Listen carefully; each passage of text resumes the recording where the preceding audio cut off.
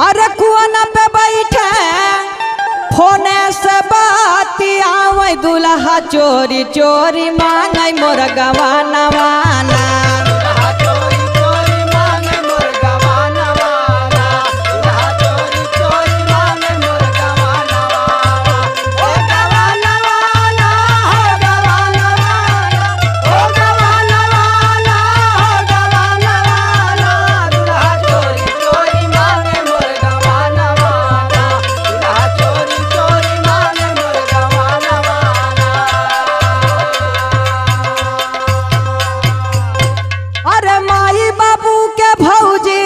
सुनत हूँ ना?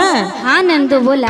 अरे माई बाबू के भौजी अरे कैसो समझ तू भौजी दे तू हमारो गवाना वाना।